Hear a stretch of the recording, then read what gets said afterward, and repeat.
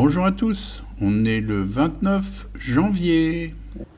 Eh bien voilà, me voilà rentré à l'atelier. Donc j'ai un enfumoir qui fonctionne bien encore et celui-ci qui était qui marchait plus, donc je vais le réparer. Et on s'aperçoit qu'en démontant, il y a un ressort au milieu. Et bah, que c'était complètement pourri, hein. Le bois il est pourri et du coup le plastique qui fait comment dire souffler, eh bien était mort. Je vais essayer de réparer ça. Celui-ci est encore bon. Peut-être mettre un petit scotch là parce que ça commence à se fondre.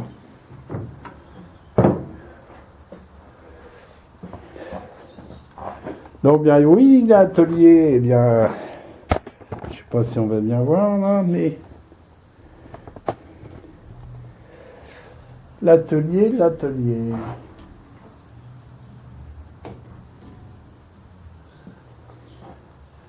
Alors puisqu'on parle d'enfumoir, eh bien, c'est bien de récupérer un petit ballot de paille, comme ça.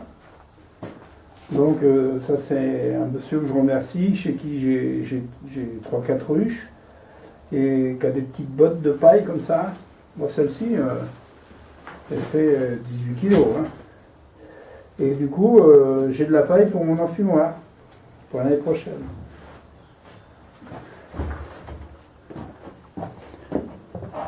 Un autre sujet. Voilà, là je viens de finir 2 ruches. Ça c'est le travail de février. Hein. Donc elles sont complètement fermées, pour pas qu'il y ait une souris ou je sais pas quoi qui rentre là-dedans. Bon, évidemment elles sont vides, mais tout l'intérieur a été brûlé. On peut voir une toit chalet. Alors, les toits chalets, je suis pas partisan. Pour la bonne raison, c'est que c'est joli, ça fait penser à la maison, au petit chalet, etc. Mais le problème, c'est quand vous avez des ruches côte à côte, là-dessus, vous ne pouvez pas poser votre panier, vous ne pouvez pas poser vos affaires de travail pour faire la ruche qui est à droite ou la ruche à gauche. Donc vraiment, le toit plat, c'est vraiment le mieux. Donc en février, on fait un travail d'atelier. On prépare ses ruches, tout simplement. On va faire un exemple sur le chalet.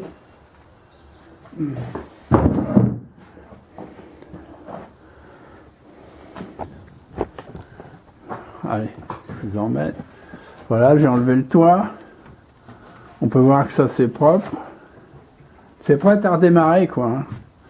On va être sur un isolant et on va être sur un plexi tout neuf. Voilà. Donc je rappelle les plexis, moi je les achète en magasin de bricolage. On va venir à la lumière. Je fais comme je peux. Hein. Et donc ils sont vendus en 50 cm sur 1 mètre, donc ça permet de faire 2 ruches et ça vaut une dizaine d'euros la plaque, c'est-à-dire 5 € par ruche. Donc ensuite, éventuellement, je découpe un peu le côté là, les angles.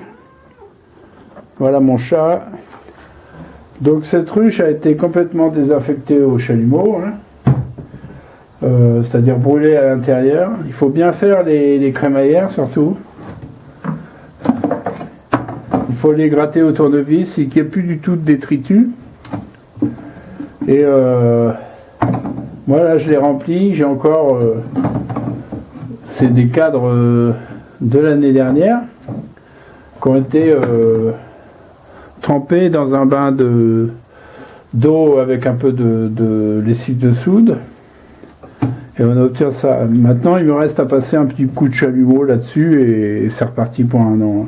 Et puis retendre un peu ces câbles là, enfin ces fils de fer là. Donc la ruche est prête à repartir. J'ai encore, allez, pour faire tous les cadres, j'ai encore une demi-heure de boulot dessus, mais par contre, voilà, j'ai une ruche complète, prête à partir pour la saison 2026. Il ne faudra pas oublier de mettre la couleur blanche surtout les hauts de cadre. On voit bien que il y a plusieurs couleurs, parce que c'est des anciens cadres. Alors là j'ai un bleu, vous voyez.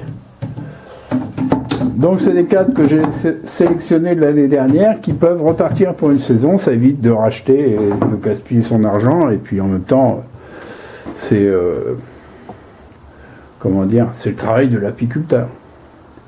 Alors les ruchettes, eh bien c'est pareil, il faut préparer ces ruchettes, parce qu'on ne fait pas tout ça au dernier moment. Ça c'est vraiment le gros travail de fin d'hiver. Si jamais il vous reste des cadres de cire propres, qui n'ont pas été consommés par les abeilles, on va dire, eh bien c'est le moment de les refondre. Ça ne sert à rien de les remettre l'année d'après, ils sont trop secs, ils n'en font rien, ou pas grand chose.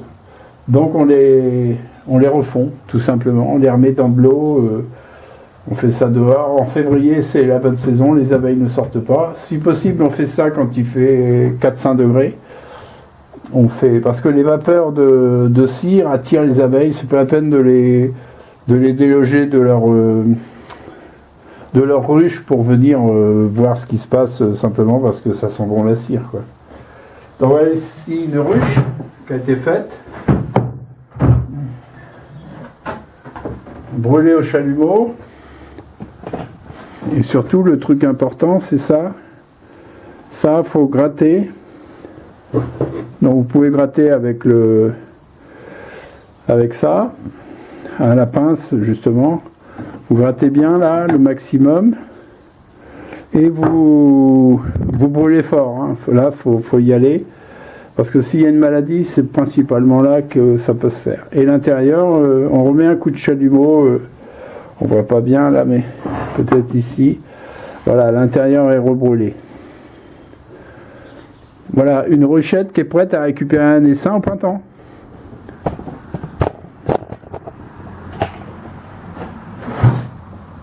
Hop. Alors j'en ai déjà.